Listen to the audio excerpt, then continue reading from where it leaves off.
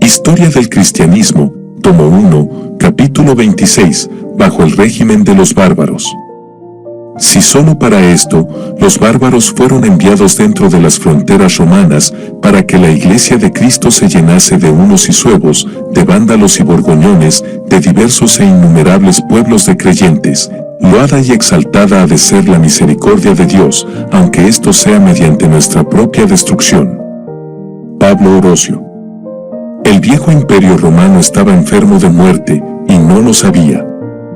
Allende sus fronteras del Rin y del Danubio bullía una multitud de pueblos, prontos a irrumpir hacia los territorios romanizados. Estos pueblos, a quienes los romanos, siguiendo el ejemplo de los griegos, llamaban bárbaros, habían habitado los bosques y las estepas de la Europa oriental durante siglos.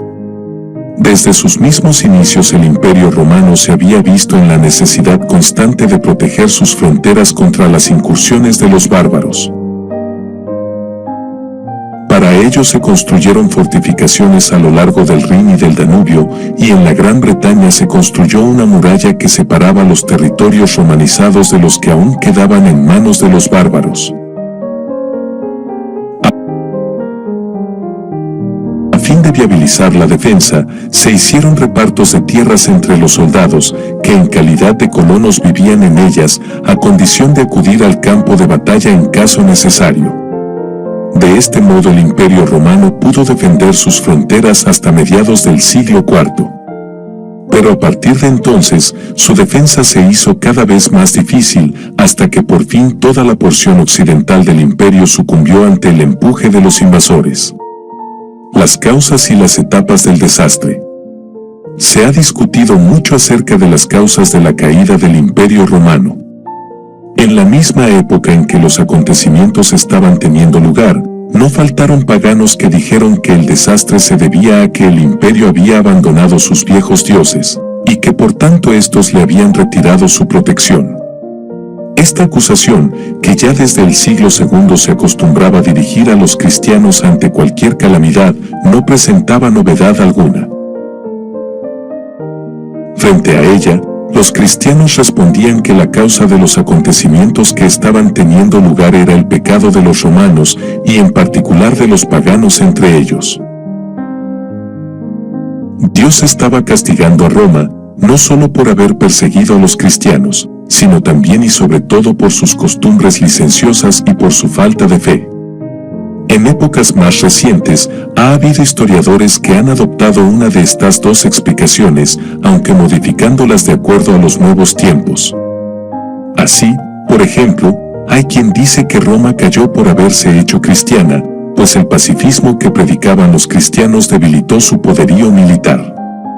Empero, tal opinión se olvida de que, cuando Roma cayó, tanto los que la defendían como los godos que la tomaron eran cristianos, según veremos más adelante.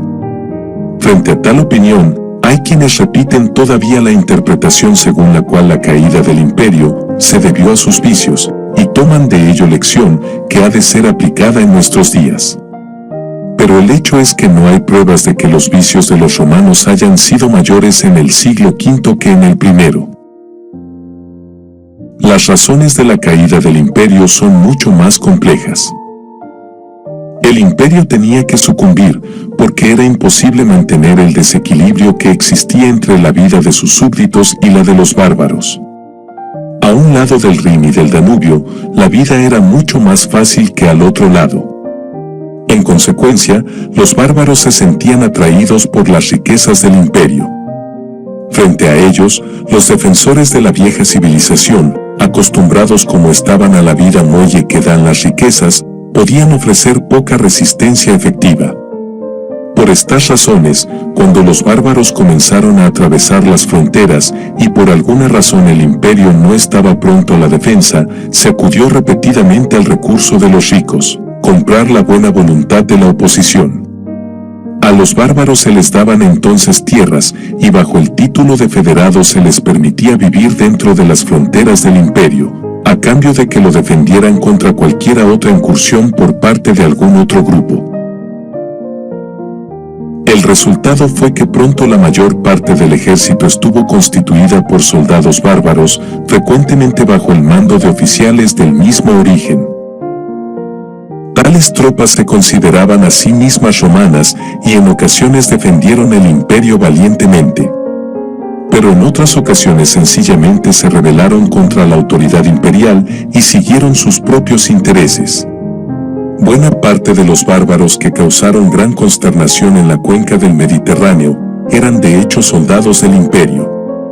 Así, por ejemplo, el godo Alarico, cuyas tropas tomaron y saquearon a Roma en el 410, era oficial del ejército romano y como tal había luchado en la batalla de Aquilea en el 394, bajo el mando del emperador Teodosio. Por su parte, los romanos también sentían cierta curiosa atracción hacia los bárbaros. Señal de esto es el hecho de que muchos emperadores gustaban rodearse de una guardia de soldados germanos. En medio de su vida muelle y aburrida, no faltaban romanos que miraran con nostalgia hacia la vida al otro lado de las fronteras. Esto llegó a tal punto que la princesa Honoria le envió al uno Atila una carta de amor y un anillo, ofreciéndosele en matrimonio. Además, hoy sabemos que en regiones muy distantes de las fronteras del imperio estaban teniendo lugar acontecimientos que a la postre precipitarían las invasiones de los bárbaros. Durante siglos los hunos habían vivido en las estepas asiáticas. Los hunos son probablemente los mismos que aparecen en los anales chinos bajo el nombre de Yongnu y contra los cuales se comenzó a construir en el siglo III a.C. la Gran Muralla de la China. Puesto que la resistencia china era invencible, los hunos comenzaron su expansión hacia el occidente. Además, es posible que ellos mismos hayan sido empujados por los mongoles y por cambios en el clima que los obligaban a buscar nuevas tierras.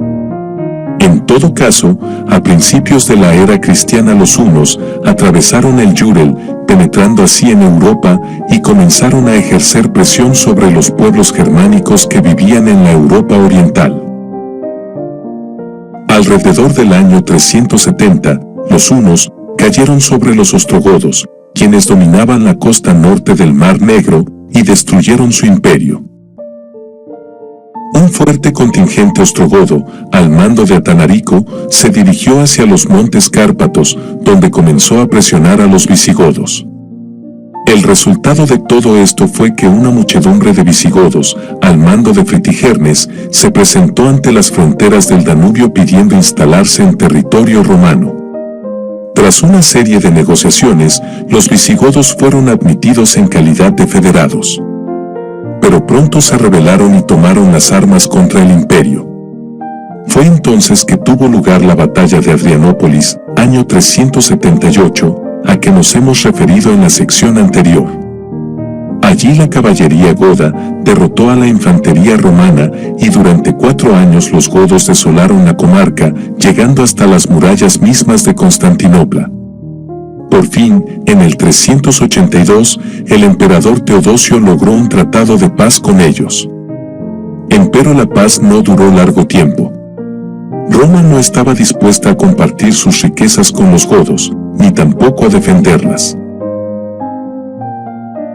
Por tanto, en el 395 los godos se paseaban de nuevo por Grecia, saqueando los campos y las pequeñas poblaciones y obligando a los habitantes de la región a refugiarse en las ciudades amuralladas, donde el pánico y el hambre abundaban.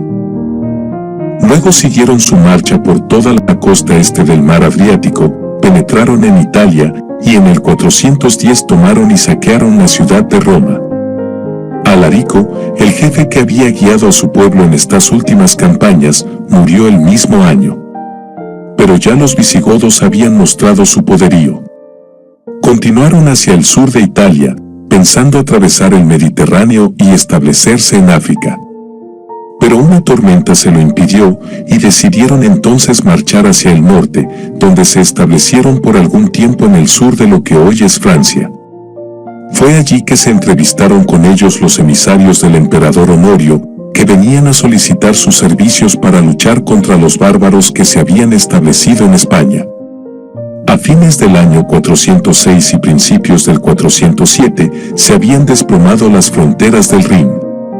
Una muchedumbre de pueblos germanos penetró entonces en el imperio y desoló los campos de lo que hoy es Francia. De allí, los suevos y los vándalos pasaron a España, donde parecían haberse establecido definitivamente.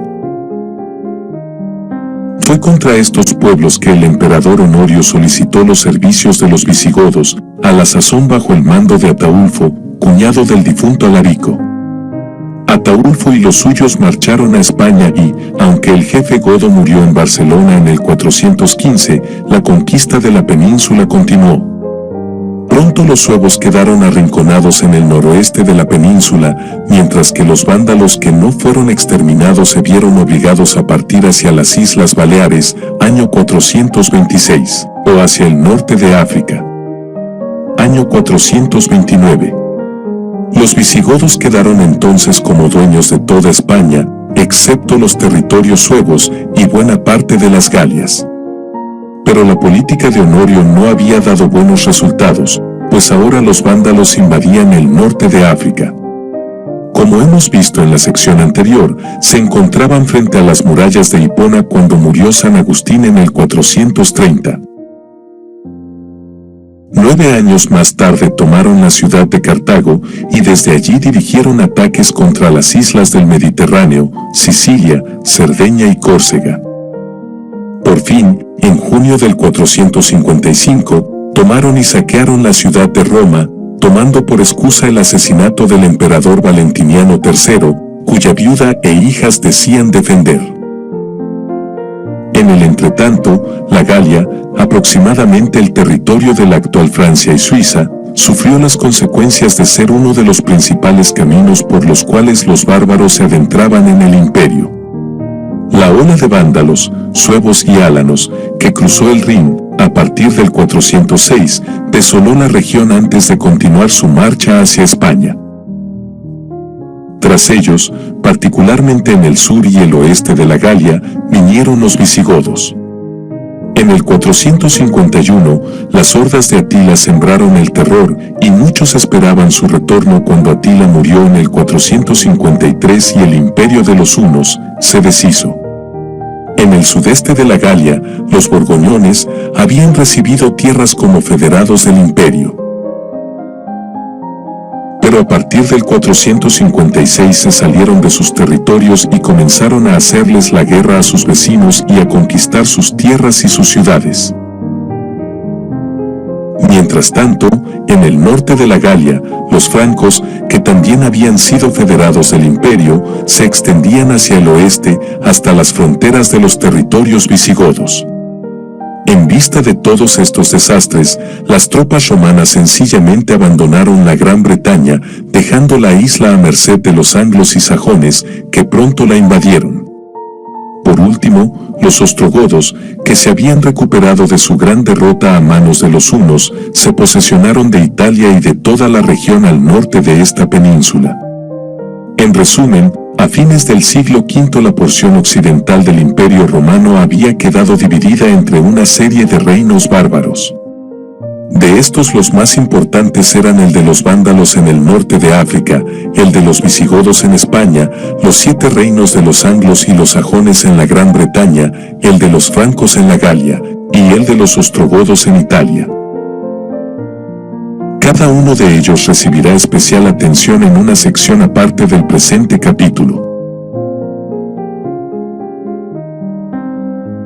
Pero antes de pasar a tales secciones hay 2 aclaraciones que son de gran importancia para el curso futuro de la historia de la Iglesia.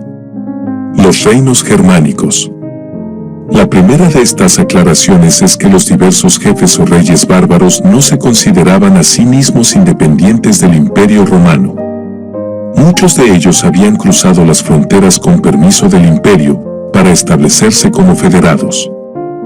Otros, aunque al principio invasores, habían terminado poniendo sus armas al servicio del imperio frente a algún otro pueblo bárbaro. A la postre, todos continuaban declarándose súbditos del Imperio Romano. Su propósito no había sido destruir la civilización romana, sino participar de sus beneficios. Por tanto, aun cuando muchas veces sus campañas y sus políticas destruyeron mucho de esa civilización, a la larga casi todos los pueblos establecidos en el viejo imperio terminaron por romanizarse. Esto puede verse hasta el día de hoy en los idiomas que se hablan en España, Portugal, Francia e Italia, cuyas raíces se encuentran mucho más en la lengua latina que en las de los bárbaros. La segunda aclaración es que muchos de estos invasores eran cristianos.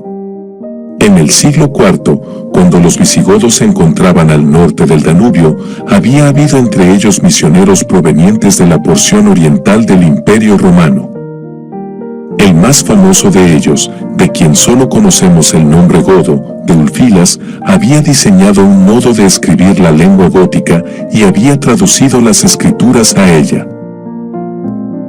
Además, en tiempos del emperador Constancio había habido en Constantinopla un fuerte contingente de soldados godos al servicio del imperio.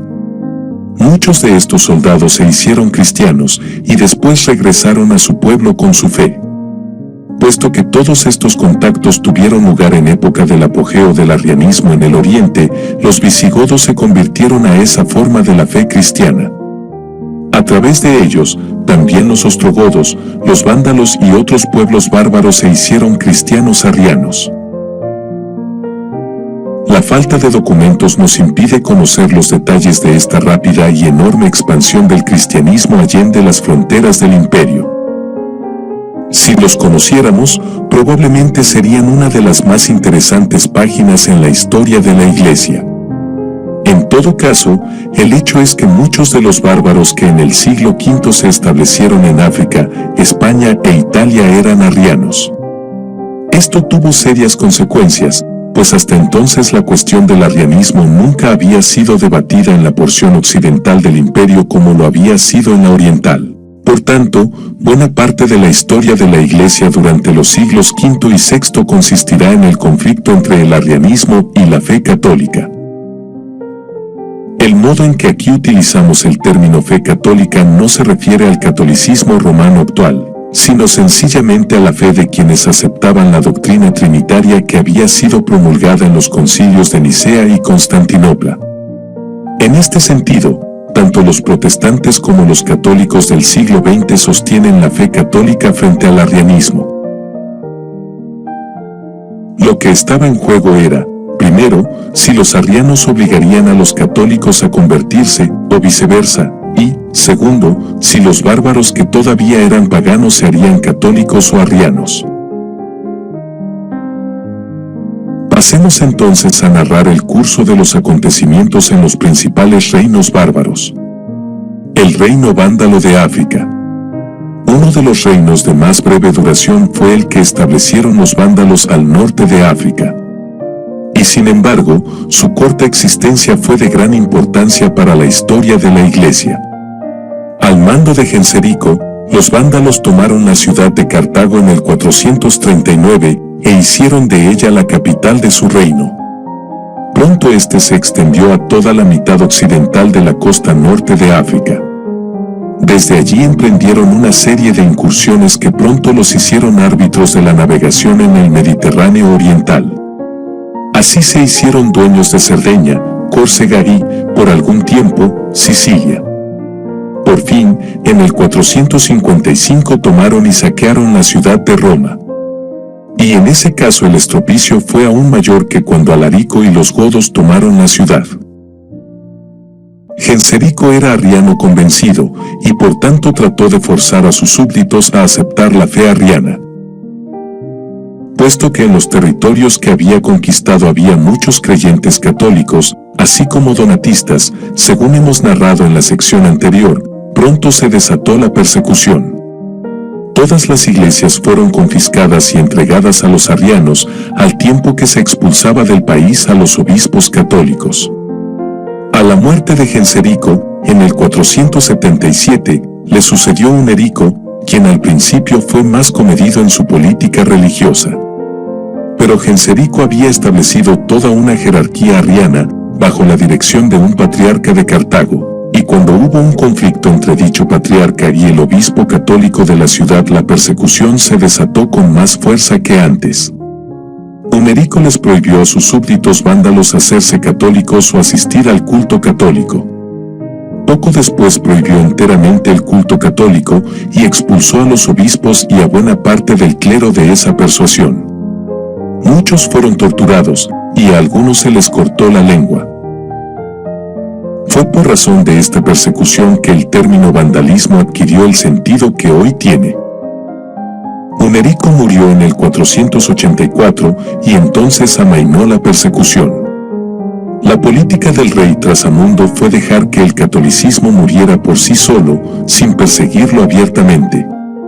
Con ese propósito continuó la prohibición de que los vándalos se hicieran católicos nicenos y promovió debates entre los católicos y los arrianos.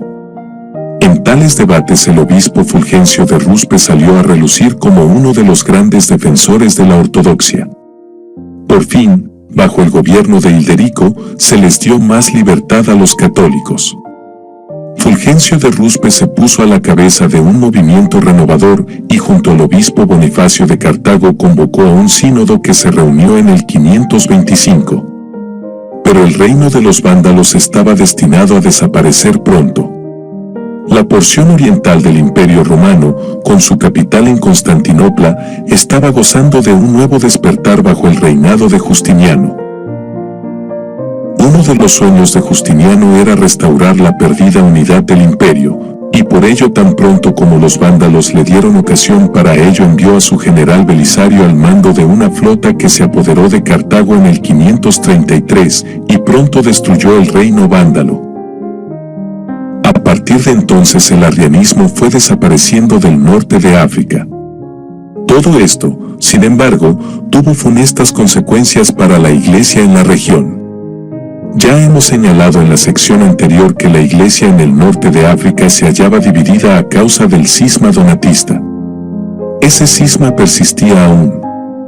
A ello vino a sumarse ahora medio siglo de gobierno arriano, y una nueva conquista por parte de tropas que en fin de cuentas eran casi tan extranjeras como los vándalos mismos.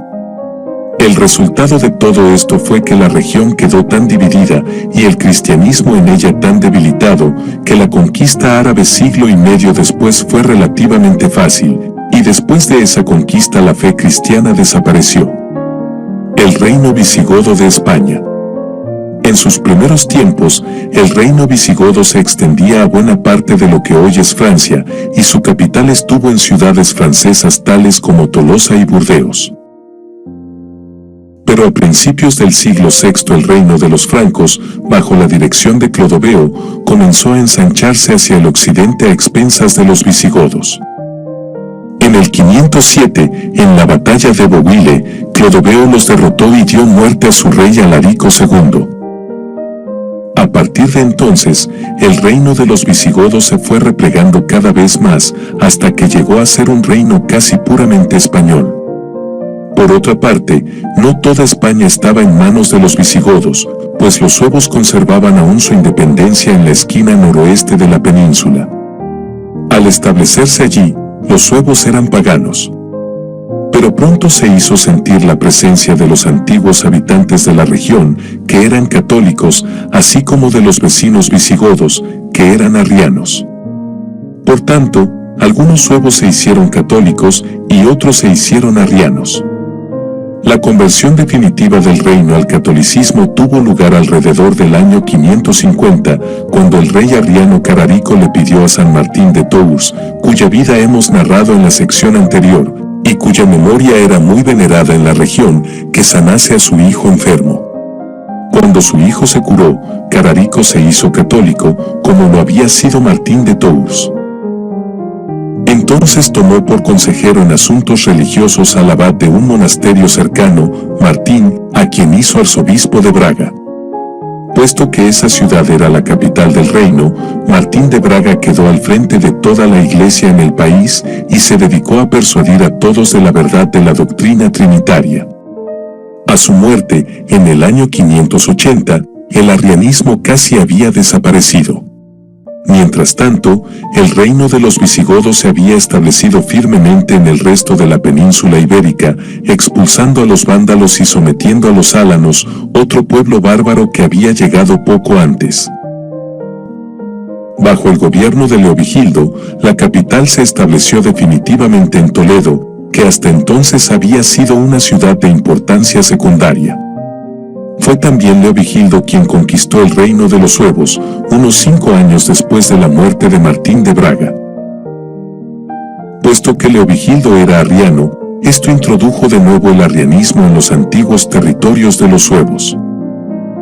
Empero no le quedaba mucho tiempo de vida al arrianismo en España. Al igual que en el norte de África y en otras regiones del imperio, la vieja población católica no estaba dispuesta a hacerse arriana, al tiempo que los bárbaros conquistadores tendían cada vez más a adaptarse a las costumbres y las creencias de los conquistados. Luego, el reino estaba maduro para su conversión al catolicismo cuando una serie de circunstancias políticas llevaron a esa conversión. El hijo de Leovigildo, Hermenegildo, se había casado con una princesa franca de fe católica. Pero la madre de Leovigildo, Goswinta, quien era arriana fanática, temía que su nieto se dejara llevar por la fe de su esposa y la hizo secuestrar. En respuesta a ello, Hermenegildo huyó de la corte y se retiró a Sevilla, donde el obispo Leandro lo convirtió a la fe católica. El resultado fue que cuando Hermenegildo tomó las armas contra su padre, su campaña fue una cruzada en pro de la doctrina trinitaria frente al arrianismo. La campaña de Hermenegildo no tuvo buen éxito, pues fue derrotado y muerto por las tropas leales al rey. Pero a la muerte de Leovigildo su hijo Recaredo, hermano de Hermenegildo, siguió la política religiosa de su difunto hermano y se hizo católico. En una gran asamblea que tuvo lugar en Toledo en el año 589, Recaredo declaró su fe católica en presencia de Leandro de Sevilla, e invitó a los obispos presentes a aceptar la misma fe. Al parecer, los obispos no pusieron mayores reparos, y pronto la mayoría de los clérigos del reino era ortodoxa. Políticamente, la monarquía visigoda siempre fue en extremo inestable. El fratricidio era cosa relativamente común, pues, aunque la monarquía era electiva, de hecho casi siempre fue hereditaria, y esto parece haber incitado las ambiciones políticas de quienes querían posesionarse de las coronas de sus hermanos antes de que su descendencia directa llegase a la mayoría de edad. De los 34 reyes visigodos, solo 15 murieron en el campo de batalla o de muerte natural. Los demás fueron asesinados o derrocados. Frente a tal inestabilidad política, la Iglesia se presentó como un factor de orden y estabilidad, sobre todo después de la conversión del reino al catolicismo, cuando cesaron las constantes contiendas entre católicos y arrianos. Pronto el arzobispo de Toledo llegó a ser el segundo personaje del reino, y los concilios de obispos que se reunían periódicamente en la capital tenían funciones legislativas no solo para la Iglesia, sino para la totalidad del orden social. El personaje más distinguido de la Iglesia española durante todo este periodo fue sin lugar a dudas Isidoro de Sevilla, hermano menor de Leandro, a quien este último había educado tras la muerte de sus padres. Isidoro fue un erudito en medio de un mar de ignorancia. Sus conocimientos del latín, el griego y el hebreo le permitieron recopilar buena parte de los conocimientos de la antigüedad y transmitírselos a las generaciones sucesivas. Esto lo hizo Isidoro en parte mediante la escuela que fundó en Sevilla, pero sobre todo a través de sus obras. Estos escritos no son en modo alguno originales. Isidoro no es un pensador de altos vuelos al estilo de Orígenes o de Agustín. Pero el valor de sus obras está precisamente en el modo en que recopilan los conocimientos que lograron sobrevivir a las invasiones de los bárbaros y al caos que sobrevino. Aunque Isidoro compuso comentarios bíblicos y obras de carácter histórico, su escrito más notable es Etimologías, que consiste en una verdadera enciclopedia del saber de la época. Aunque desde nuestra perspectiva del siglo XX mucho de lo que allí se dice puede parecer ridículo y erróneo, El hecho es que las etimologías de Isidoro fueron uno de los principales instrumentos con que contó la Edad Media para conocer algo de la ciencia de los antiguos.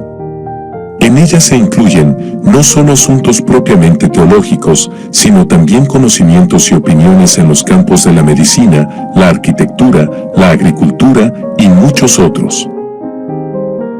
Los estudios de Isidoro le dejaron aún tiempo para ocuparse de la vida práctica de la Iglesia. A la muerte de su hermano Leandro, lo sucedió como obispo de Sevilla, y como tal tuvo que presidir sobre varios concilios que en gran medida determinaron el curso de la Iglesia y hasta del reino visigodo. De estos concilios, probablemente el más importante fue el que se reunió en Toledo en el año 633. Puesto que ese concilio nos da idea de la gloria y la miseria de la Iglesia bajo el régimen visigodo, conviene que nos detengamos a discutir algunas de sus decisiones. En el campo político, la más importante acción del concilio fue apoyar las acciones de Cisenando, quien había usurpado el trono de Esvintila.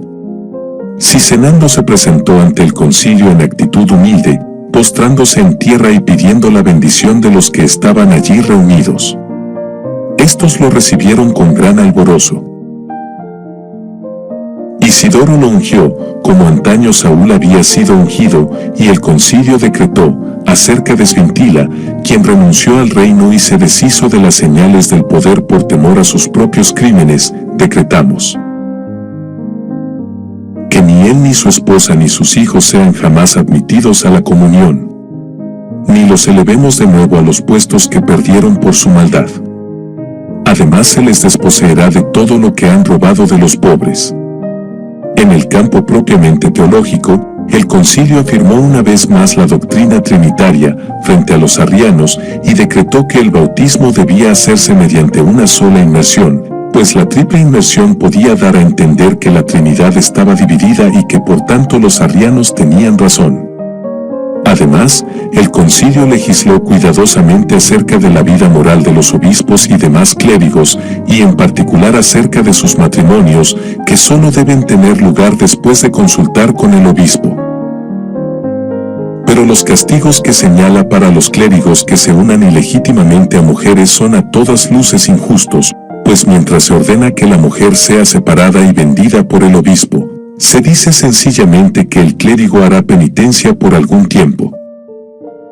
Sin embargo, en su legislación acerca de los judíos, el concilio, presidido por el hombre más ilustrado de su época, nos da muestras más claras de la barbarie que reinaba.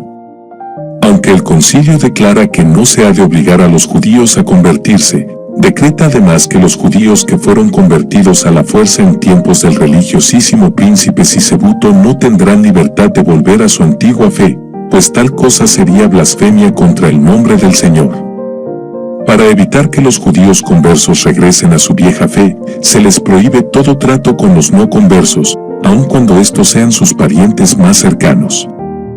Si algún converso resulta conservar todavía algunas de sus antiguas prácticas o creencias, particularmente las abominables circuncisiones, sus hijos les serán arrebatados, para que sus padres no los contaminen. Y si algún judío no converso está casado con mujer cristiana, se le hará saber que tiene que escoger entre hacerse cristiano y separarse de su mujer. Tras la separación, los hijos irán con la madre. Pero si el caso es inverso, y la madre es judía, los hijos irán con el padre cristiano. Isidoro de Sevilla murió en el año 636, 3 años después del concilio cuyos principales decretos hemos resumido. Tras su muerte, no hubo otro personaje de igual estatura en toda la iglesia visigoda. Pero si la iglesia carecía de dirigentes notables, el Estado estaba en peores circunstancias. El rey Cisenando murió también en el 636 y siguió la interminable lista de usurpaciones y crímenes políticos.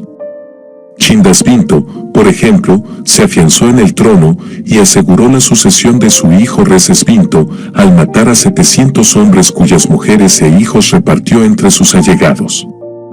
A la muerte de Recesvinto, los nobles eligieron a Wamba, quien tuvo que luchar contra rebeliones en diversas partes y a la postre fue destronado.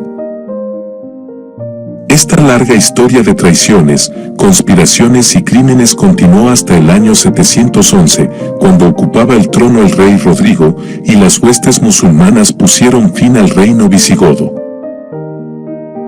Empero la narración de tales acontecimientos pertenece a otro capítulo de esta tercera sección. Baste señalar aquí que en medio de todas estas idas y venidas políticas fue la Iglesia, mucho más que el régimen político, la que le dio cierta medida de estabilidad a la vida. El reino franco en la Galia. Durante la mayor parte del siglo V, los borgoñones compartieron con los francos el dominio de la Galia. Mientras los francos eran paganos, los borgoñones eran arrianos. Pero sus reyes no persiguieron a los habitantes católicos del país, como lo habían hecho los vándalos en el norte de África. Al contrario, estos reyes hicieron todo lo posible por establecer buenas relaciones con el pueblo conquistado, en su mayoría católico.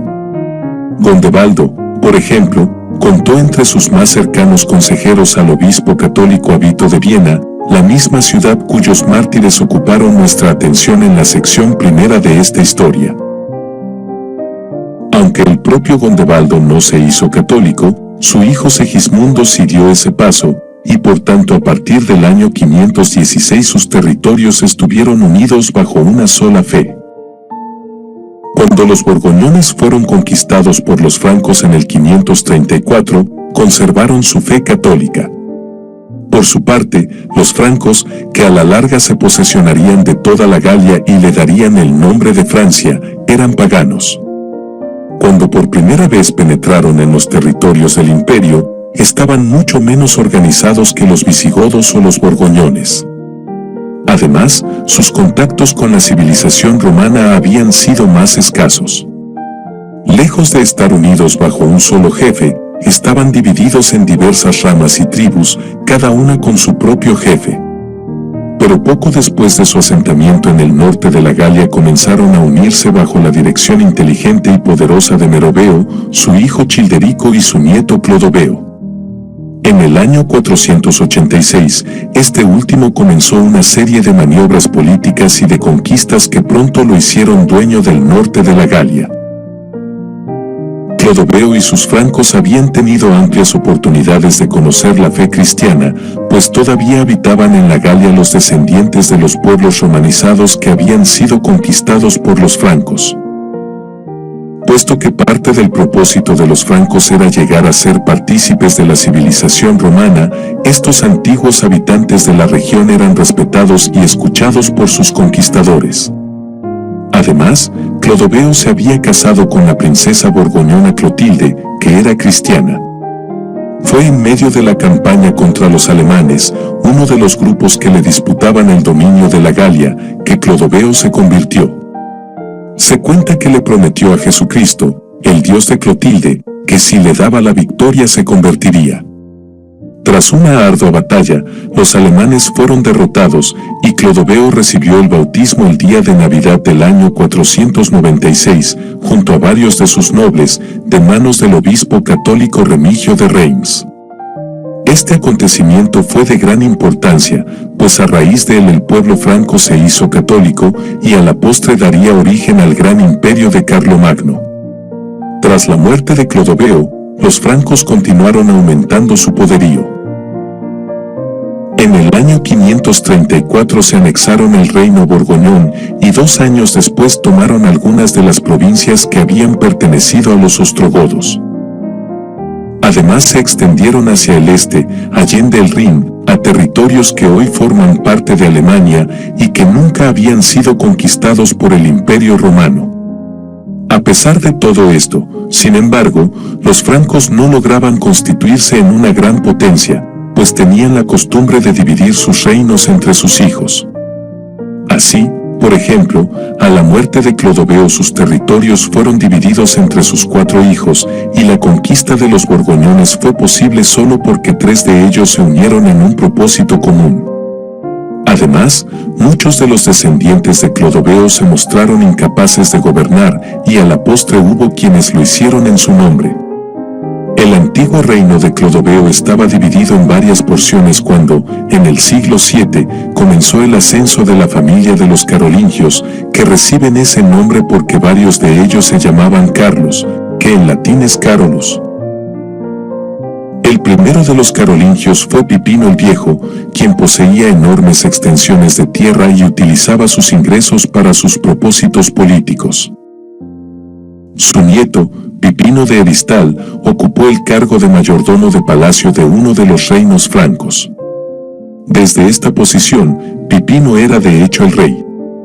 Pero no trató de deponer a quien reinaba de nombre, sino que continuó manteniendo la ficción de que quienes gobernaban eran los descendientes de Clodoveo. Mediante una política hábil y varias campañas militares, Pipino de Heristal logró reunir bajo su poder todos los territorios de los francos, aunque sin darles una unidad visible.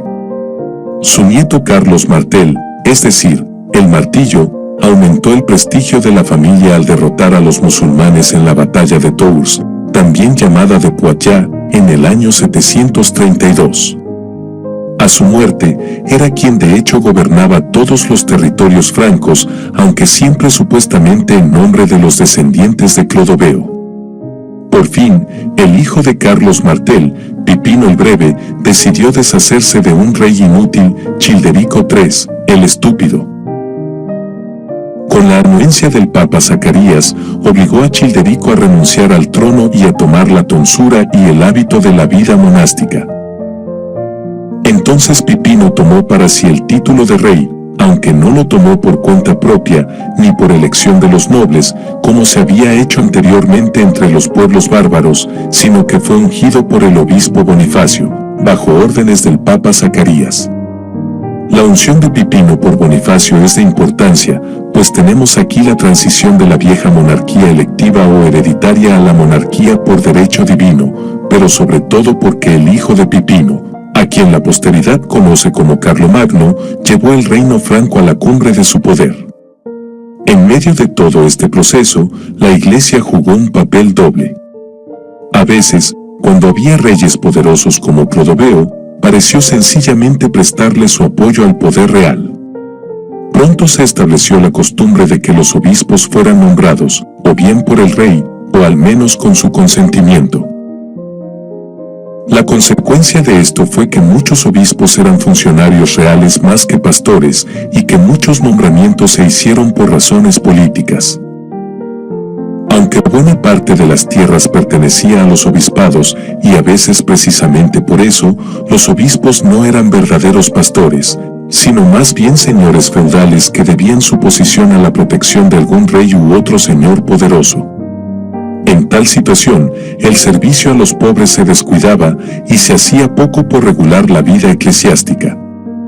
En el año 742 Bonifacio, el mismo que poco después consagraría a Pipino como rey, le escribía al Papa Zacarías diciéndole que el gobierno de la Iglesia estaba prácticamente en manos de señores laicos, y que un concilio de obispos para regular y renovar la vida de la Iglesia era cosa desconocida en el reino franco. Las Islas Británicas.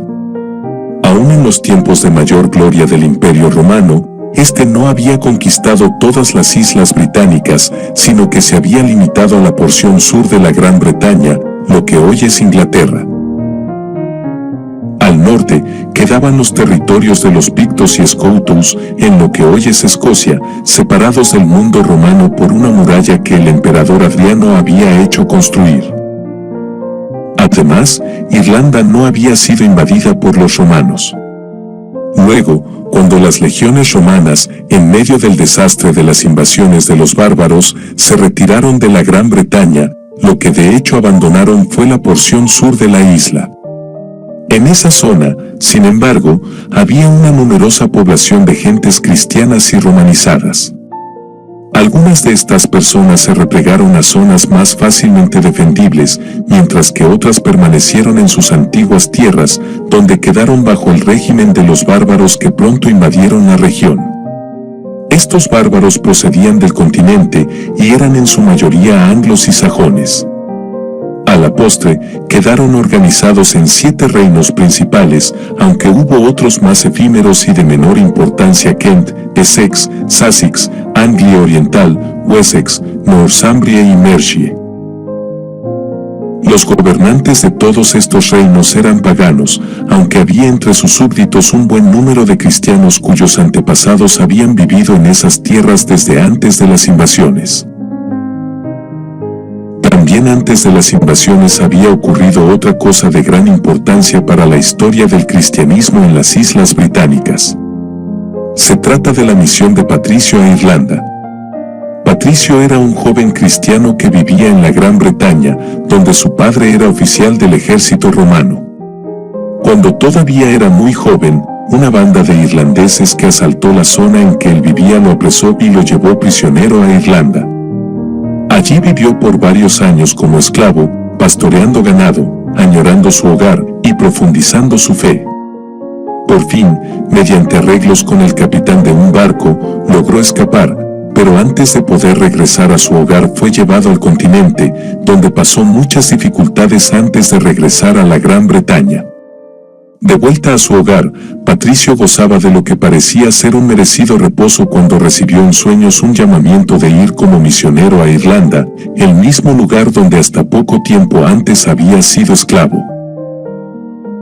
Así lo hizo, y con grave peligro de su vida comenzó a predicar en Irlanda. Tras una nueva serie de dificultades, comenzó a ver los resultados de su obra, y se cuenta que su éxito fue tal que en ocasiones bautizó a multitudes de irlandeses, sencillamente mandándoles a todos que se introdujeran en las aguas de un río, y entonces él pronunciaba la fórmula bautismal sobre la muchedumbre. Pronto comenzó a ordenar e instruir sacerdotes irlandeses para que sirvieran de pastores a los recién convertidos. La iglesia que Patricio fundó en Irlanda tenía varias características que la distinguían del cristianismo en el resto de Europa. De ellas la más notable era que, en vez de ser gobernada por obispos, quienes tenían autoridad eran los abades de los conventos. Además, el domingo de resurrección se celebraba en una fecha distinta, las tonsuras de los clérigos eran diferentes, etc. Poco después de la obra de Patricio, Irlanda se había vuelto un centro misionero.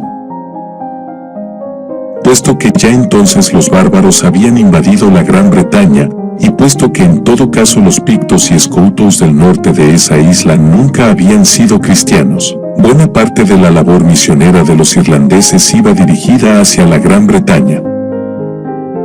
El más famoso e importante de estos primeros misioneros irlandeses fue Columba, quien se había educado en Irlanda en un monasterio que conservaba mucha de la sabiduría de la antigüedad.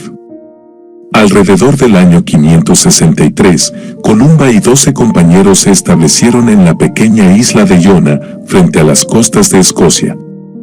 Allí fundaron un monasterio con el propósito de que fuese un centro misionero para la conversión de los pictos.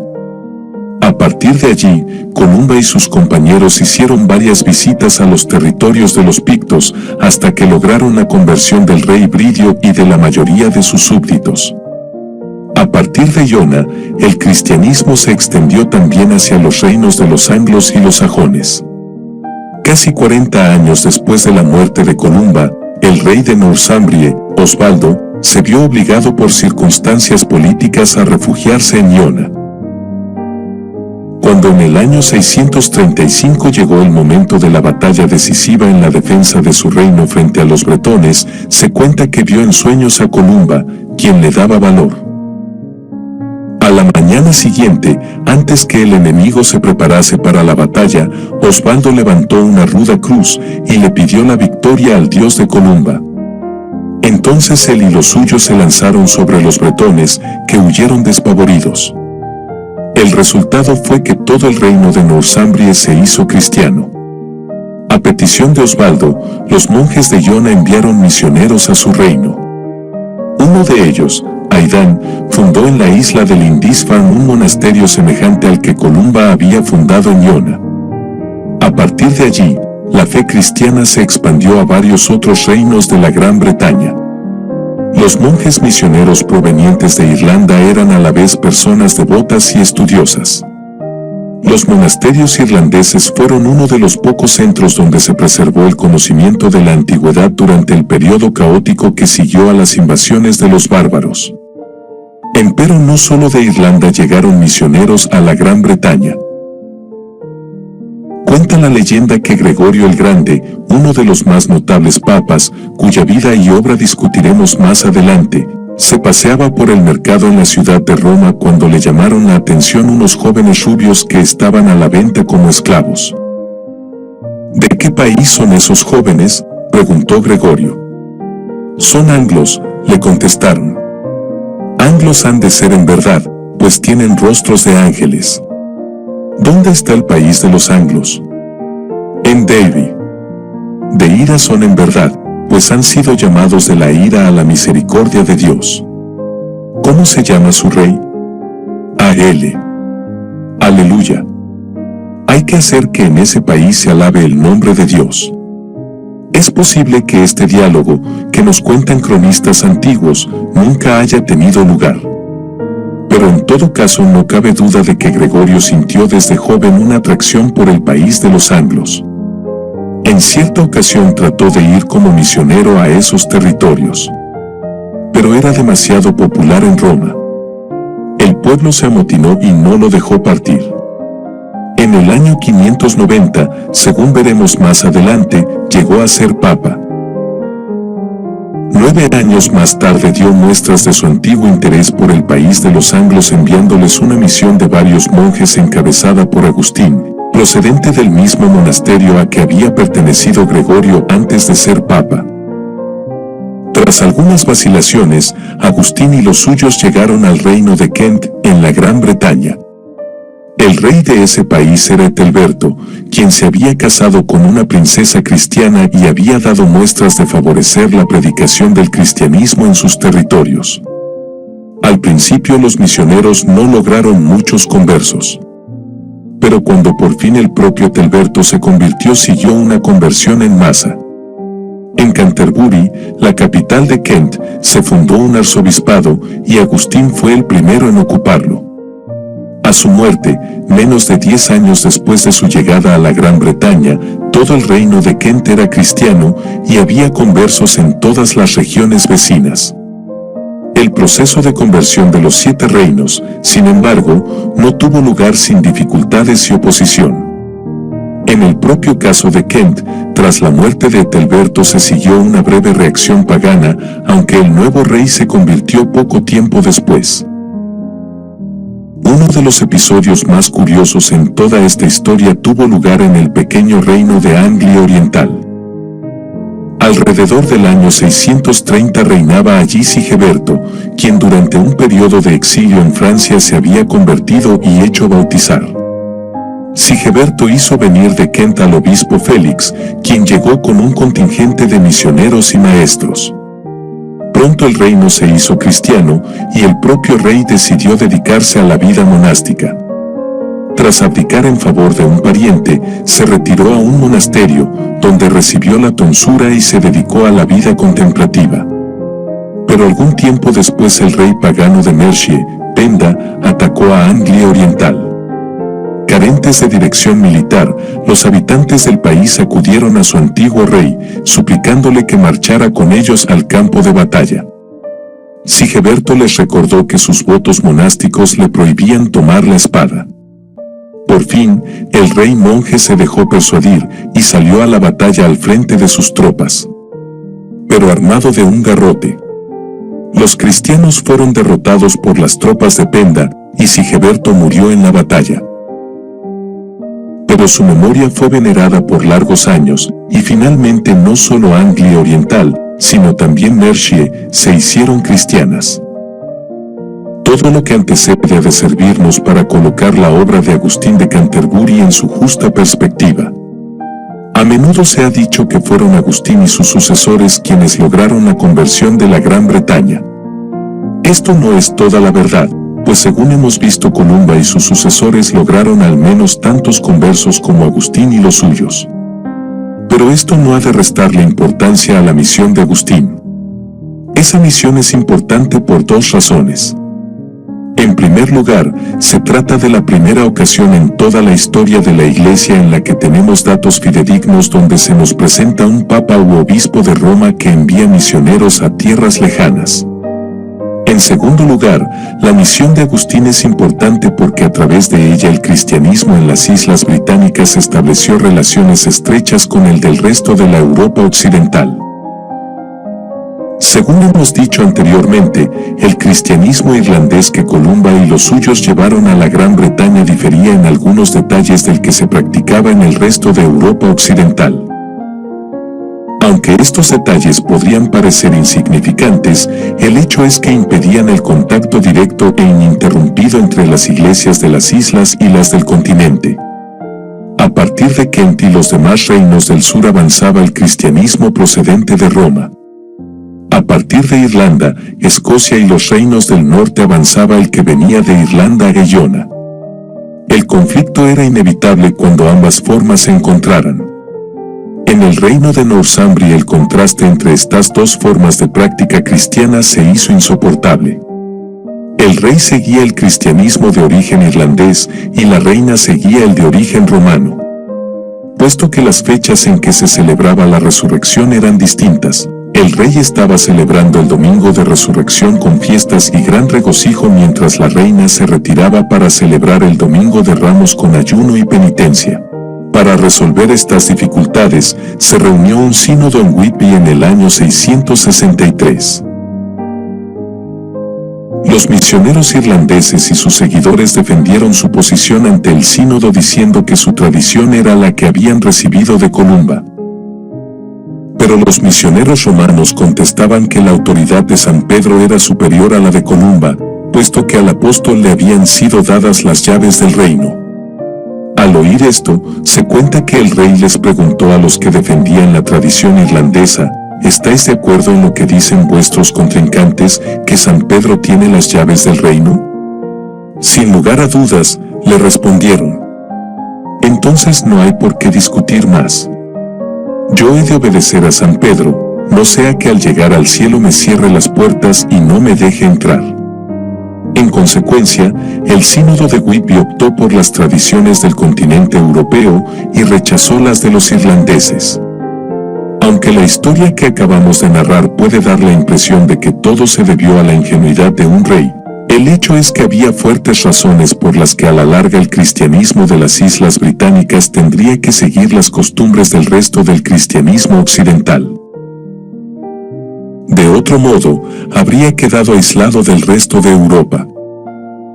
Y, gracias a la decisión de Whitby y de otros concilios semejantes, la Iglesia en las Islas Británicas pudo ser uno de los más fuertes medios de contacto entre esas islas y el continente. Los reinos bárbaros de Italia. En nuestra rápida ojeada a los diversos reinos que los bárbaros fundaron en la Europa occidental, nos falta dirigir la mirada hacia la península italiana. Allí el imperio continuó existiendo por algún tiempo, aunque era más fantasma que realidad. Diversos generales bárbaros se adueñaron del poder, uno tras otro, y pretendieron gobernar en nombre de los emperadores. Estos últimos eran poco más que simples figuras decorativas que residían en Roma, lejos de las campañas militares, mientras los generales que de veras gobernaban vivían en Milán, mucho más cerca de las fronteras.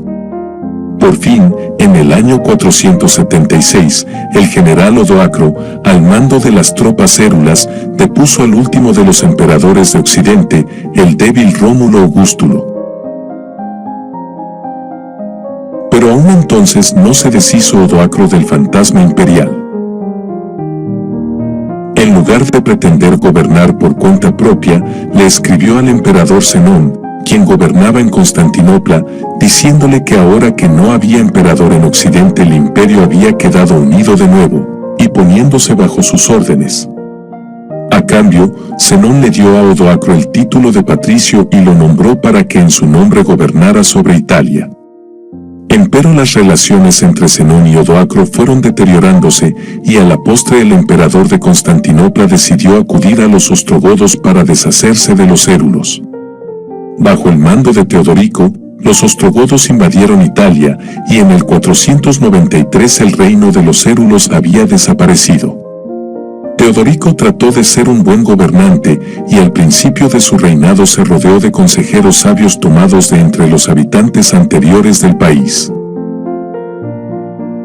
Empero su régimen tropezaba con una gran dificultad. Teodorico y los ostrogodos eran arrianos, también lo habían sido antes que ellos los érulos, mientras que los ítalo-romanos que formaban la mayoría de la población eran católicos. El poder militar estaba en manos de los primeros, mientras que la administración civil quedaba necesariamente en manos de los últimos, pues entre los ostrogodos hasta el propio rey era analfabeto. Pronto los ítalo-romanos comenzaron a soñar de una invasión por parte de las fuerzas del Imperio de Oriente desde Constantinopla. Puesto que el Imperio de Oriente, también llamado Imperio Bizantino, era católico, tal invasión volvería a colocar la fe católica por encima de la arriana. ¿Hasta qué punto tales sueños llegaron a convertirse en conspiración, y cuántos participaban en ella, es algo que no nos es dado saber? Pero en todo caso Teodorico creyó que de hecho había una conspiración y que algunos de sus consejeros ítalo-romanos estaban involucrados en ella. Boecio, quien dirigía toda la administración civil bajo Teodorico y quien era sin lugar a dudas uno de los pocos sabios de la época, fue encarcelado y muerto. En la cárcel escribió su famosa obra sobre la consolación de la filosofía, en la que ésta se le presenta para recordarle que la verdadera felicidad no consiste en el prestigio humano ni en los bienes materiales. Antes había compuesto numerosos comentarios sobre diversas obras de la antigüedad, y fue por tanto a través de él que buena parte de la Edad Media conoció esos escritos. Junto a Boecio murió su suegro Símaco, quien era presidente del Senado romano. Y 2 años después, en el 526, el Papa Juan murió también en las cárceles de Teodorico. A partir de entonces, los ítalo-romanos reconocieron a Boecio, Símaco y Juan como mártires, y su oposición al régimen ostrogodo se recrudeció.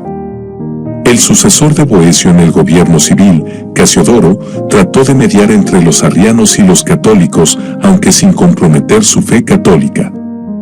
Por fin, convencido quizá de que Teodorico no le permitiría llevar a cabo su programa de gobierno, se retiró a Vivario, donde se dedicó a la vida monástica. Allí compuso numerosas obras, de las cuales la más importante fue Instituciones de las Letras Divinas y Seculares. Esta obra era un resumen de los conocimientos de la antigüedad, y sobre ella se basó buena parte de la educación medieval. Teodorico murió en el 526, y su nieto y sucesor Atalarico siguió una política más moderada para con los católicos. Pero cuando un nuevo rey, Teodato, volvió a establecer los antiguos rigores contra los ítalo-romanos, la corte de Constantinopla llegó a la conclusión de que era el momento de invadir Italia. A la sazón reinaba en Constantinopla Justiniano, uno de los más grandes emperadores de la Edad Media, quien tenía el sueño de restaurar el viejo imperio. Ya hemos visto que su general Belisario puso fin al reino de los vándalos en el África. Y ese mismo general emprendió una campaña que, tras 20 años de luchas, puso fin al reino ostrogodo. Empero el régimen imperial en Italia estaba destinado a durar poco. En el 562 los ostrogodos habían sido definitivamente derrotados, y ya en el 568 un nuevo pueblo invasor se lanzó sobre el país. Se trataba de los lombardos, quienes, al igual que los invasores anteriores, venían huyendo de otros enemigos más temibles, en este caso los ávaros. Los lombardos penetraron en Italia al mando de su rey Alboino, y pronto se posesionaron del norte del país, especialmente de la cuenca del río Po, que hasta el día de hoy se llama Lombardía. Puesto que eran arrianos, sembraron el terror entre los católicos de la región. Afortunadamente para estos últimos, a la muerte de Alboino, los lombardos, en lugar de continuar como un reino unido, se dividieron en 35 ducados independientes, apenas capaces de retener los territorios que habían conquistado. Cuando, 10 años más tarde, comenzaron a sentir la presión de los francos, volvieron a organizarse como monarquía. Pero su invasión había perdido ya su ímpetu inicial. El resultado de la presencia de los lombardos fue un estado de constante guerra y ansiedad. Puesto que los lombardos no habían conquistado toda la región, las zonas que todavía estaban bajo el gobierno de Constantinopla temían ser atacadas. Estas zonas eran principalmente dos: el exarcado de Rávena y Roma y sus alrededores. Constantinopla estaba pasando por momentos difíciles y por tanto ni Rávena ni Roma podían esperar ayuda de ella. El resultado fue que los obispos de Roma, los papas, quedaron a cargo del gobierno y la defensa de la ciudad. El Papa Gregorio el Grande, el mismo que envió a Agustín a Inglaterra, se quejaba de la situación siempre tensa, pues le parecía que se veía rodeado de espadas. Y llegó a escribir: ya ni sé si mi oficio es el de pastor o el de príncipe temporal.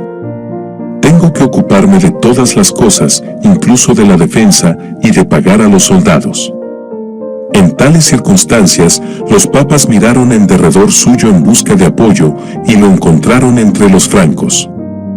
En el año 751 el rey lombardo Astolfo tomó el exarcado de Rávena, y el papa Zacarías se sintió más solo que nunca.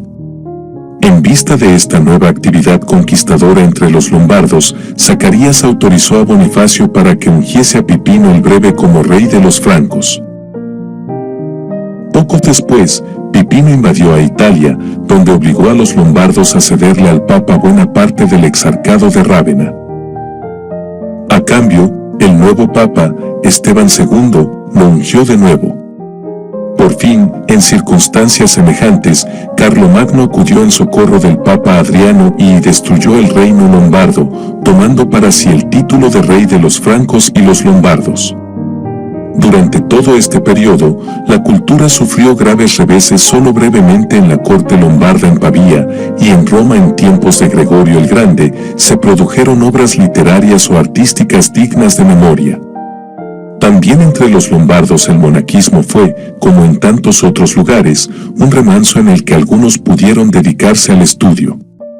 Esta fue una de las fuentes a donde el reino de Carlomagno fue a beber para dar lugar a lo que se ha llamado el Renacimiento carolingio. Empero esa historia pertenece a otro capítulo de la presente sección. Resumen y conclusiones. Los siglos V al VII fueron un periodo de oscuridad y zozobras en la Europa occidental. Las invasiones de los bárbaros pusieron fin al poderío efectivo del Imperio Romano en la región, aunque durante siglos muchos de esos mismos bárbaros siguieron considerándose súbditos de ese imperio. Desde el punto de vista religioso, los bárbaros reintrodujeron en la Europa occidental dos elementos que poco antes parecían estar prontos a desaparecer: el paganismo y el arrianismo. Casi todos los invasores eran arrianos: los vándalos, los visigodos, los suevos, los ostrogodos, los borgoñones y los lombardos. A la larga, todos estos pueblos o bien desaparecieron, los vándalos y los ostrogodos, o bien se hicieron católicos, los suevos, los visigodos y los borgoñones. En cuanto a los pueblos paganos, todos se hicieron católicos. Algunas de estas conversiones fueron el resultado de la presión que ejercía algún pueblo vecino. Pero en su mayor parte fueron sencillamente el resultado del proceso de asimilación que tuvo lugar tras las invasiones. Los bárbaros no penetraron en el imperio para destruir la civilización romana, sino para participar de ella. Por esa razón pronto la mayoría de ellos olvidó las lenguas bárbaras y comenzó a hablar, mal o bien, el latín. Este es el origen de nuestras lenguas romances modernas. De igual modo, los bárbaros abandonaron sus viejas creencias y acabaron por aceptarlas de los pueblos conquistados. Este es el origen del cristianismo occidental, tal como lo conoció la Edad Media. En todo este proceso, hay dos elementos en la vida de la Iglesia que se destacan por su importancia en la conversión de los bárbaros y en la preservación de la cultura antigua. Estos dos elementos son el monaquismo y el papado.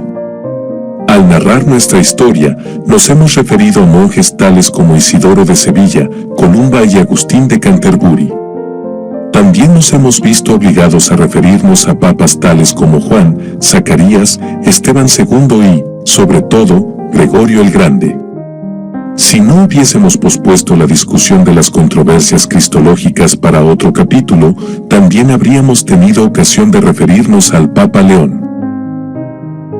Por tanto, antes de continuar con nuestra narración, debemos detenernos en los próximos 2 capítulos, para dedicarle uno al desarrollo del monaquismo en este periodo, y otro al desarrollo del papado. Además, aunque durante el presente capítulo nos hemos referido constantemente al Imperio de Oriente, o bizantino, solo lo hemos hecho cuando nos ha sido indispensable para narrar la historia de los acontecimientos que estaban teniendo lugar en la Europa occidental. Por ello, después de tratar acerca del monaquismo y del papado, y antes de retomar el orden cronológico de nuestra narración, nos detendremos a discutir el curso del cristianismo en el Oriente. Historia del cristianismo 1994. Tomo 1, parte 3, La era de las tinieblas. Justo L. González.